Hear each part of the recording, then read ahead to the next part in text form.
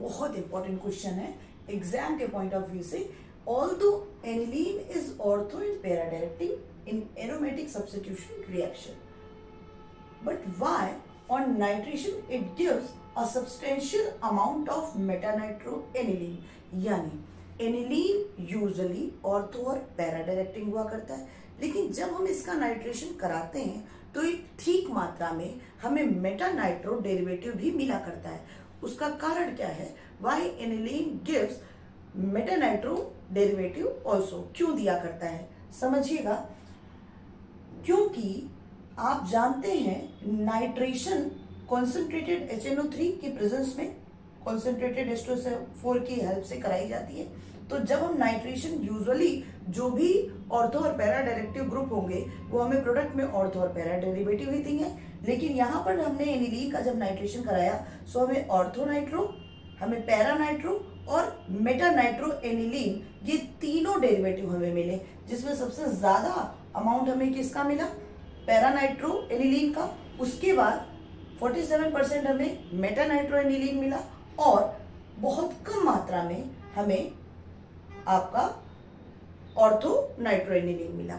तो ये तो इसका अगर प्रॉपर्टी की बात की जाए तो ये आपका प्लस एम ग्रुप है, यानी रिंग एक्टिवेटर है, और रिंग एक्टिवेटर होने के कारण ये इलेक्ट्रॉन की डेंसिटी को ऑर्थो और पैरा पोजीशन पे बढ़ाता है। तो इलेक्ट्रोफाइल तो ऑर्थो और पैरा पोजीशन पे ही आके लगना चाहिए। तो ये मेटा डेरिवेटिव प्रोडक्ट कैसे देता है?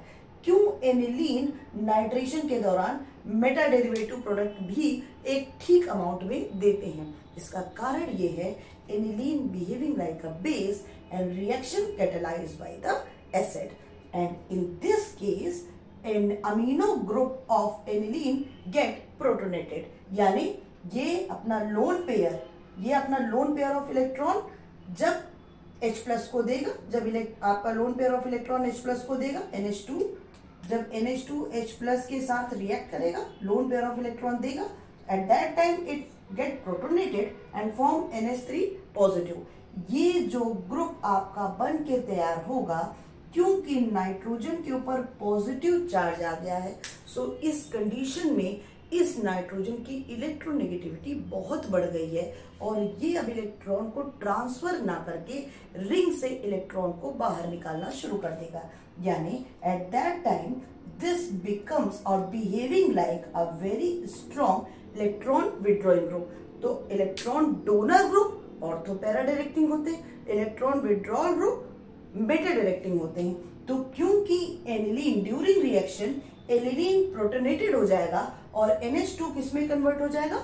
NH3 पॉजिटिव में कन्वर्ट हो जाएगा, और ये किसके जैसा बिहेव करेगा? इलेक्ट्रॉन विड्रॉल जैसा बिहेव करेगा। और अब ये इलेक्ट्रॉन की डेंसिटी को रिंग के अंदर बढ़ाएगा नहीं, बल्कि इलेक्ट्रॉन रिंग के अंदर से बाहर अपनी तरफ खींचना शुरू कर देगा, क्योंकि इसके ऊपर पॉजिटिव चार्ज आ गया है। और जहां से रिंग से इलेक्ट्रॉन ग्रुप की तरफ जाएगा, so at that time ring becomes deficient, electron deficient, और फिर इलेक्ट्रोफाइल के लिए मेटा पोजीशन पे आने के अलावा कोई रास्ता नहीं बचेगा। तो जब भी हम एनिलीन का नाइट्रेशन कराएंगे सो हमें ऑर्थो, पैरा और मेटा ये तीनों प्रोडक्ट मिलेंगे। तो नॉर्मली तो एनिलीन आपका ऑर्थो पैरा डायरेक्टिंग है, तो ऑर्थो पैरा क्यों देता है ये आपने पता है, पर मेटा क्यों देता है? क्योंकि aniline get protonated, aniline protonated हो जाएगा और NH2 कौन सा ग्रुप बना देगा? NH3 पॉजिटिव बना देगा, और ये इलेक्ट्रॉन विड्रॉल जैसा बिहेव करने लगेगा। इसलिए हमें ठीक मात्रा में ये मेटा नाइट्रो प्रोडक्ट भी दिया करता है। बहुत इंपॉर्टेंट क्वेश्चन है।